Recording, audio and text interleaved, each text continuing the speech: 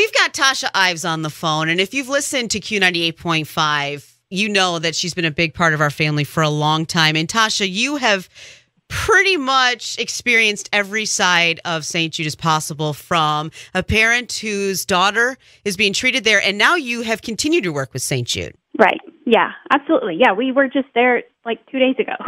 So give us a little background on Sydney and her treatment and her time spent at St. Jude. So actually, it's really weird because we're coming up on 10 years since we first walked through the doors at St. Jude, which is just mind-boggling to me. But it was May of '08 that we got a diagnosis of an inoperable brain tumor.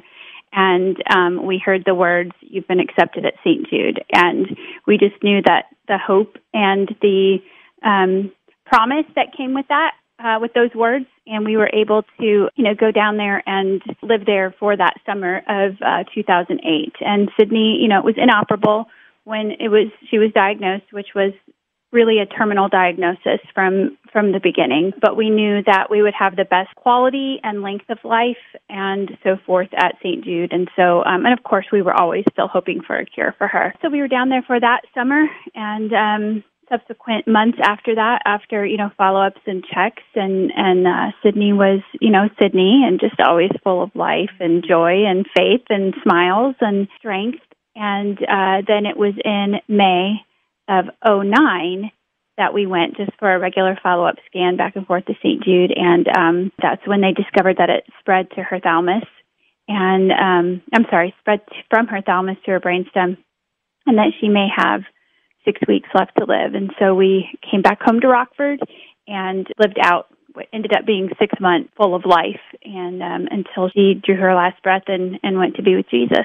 I as a mom, how do you go on each day when you get that news? Oh, geez. Well, you know what?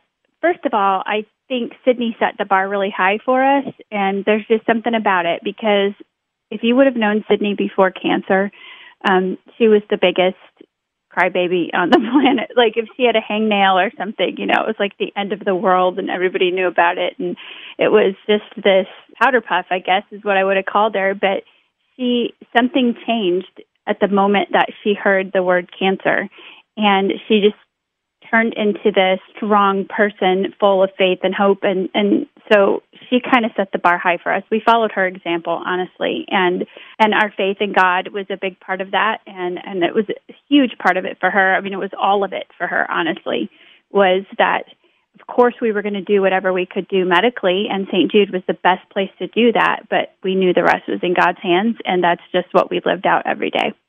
It's amazing. And now you guys have continued, Sydney's legacy, basically, and you are helping other families who are hearing terminal diagnosis just like you, right? Yeah, absolutely. Yeah, so Dean and I are now apart.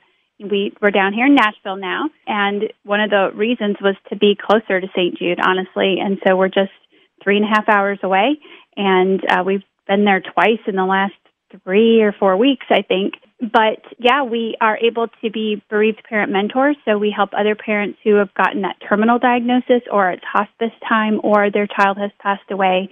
We are, through St. Jude, reaching out to those families. And it's a program that wasn't there when we were patients, but it is now just the heart of St. Jude to continue to grow in excellence in how they care for all of their patients and families, not just the ones that survive, but unfortunately, we know that 80% survive, 20% still don't while they're still working for a cure. So it's awesome to know that St. Jude is setting the bar high to continue to care for those families. So we do that, and we are bereaved parent educators. So we actually get to sit down with doctors and nurses. This last year, we hosted doctors from around the world at a symposium, and we get to educate them on how to deliver bad news.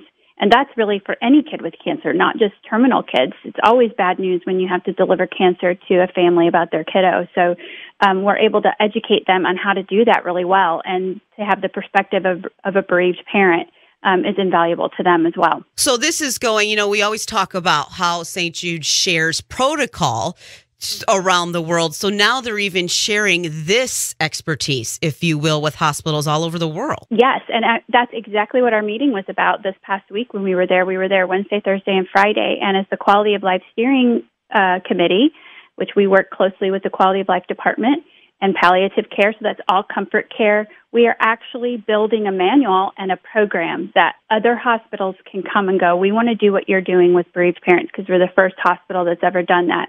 And so they can't send us out to all those hospitals, but they can teach them how to build a program like that with their own bereaved parents and their own, family-centered care there. And it is exactly what you're talking about. We have Dr. Downing, who's the CEO of the hospital. We have his ear. He loves what we're doing. He loves to grow that. And we want to, since we are the standard for treating childhood cancer, we should also be the standard for how to care for families when cure isn't possible. And we're doing that, and it will be freely shared with those other hospitals as well. Absolutely amazing. So as a parent whose child was treated at St. Jude, who lost her battle with cancer, and now one who's continuing her legacy and spreading St. Jude's mission, what do you want to tell someone that isn't a partner in hope with St. Jude already? Well, I want to tell you a lot of things, but one of them, I'll make it short. Join us in our journey. Join us in our effort to help Sydney's legacy live on, and you can do that by becoming a partner in hope.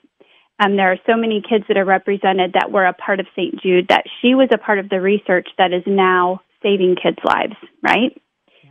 Her legacy is still there, and by becoming a partner in hope, you are helping her legacy live on through St. Jude. You are helping kids to survive, and you are helping support families when their kid doesn't.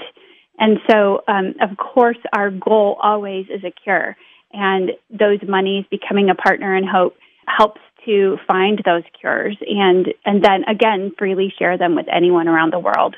And so I think my thing would be join us in this effort to help her legacy, like have her face in your mind when you pick up that phone and call. And you can make a difference in the lives of future kids who haven't even been diagnosed yet for all of time, honestly.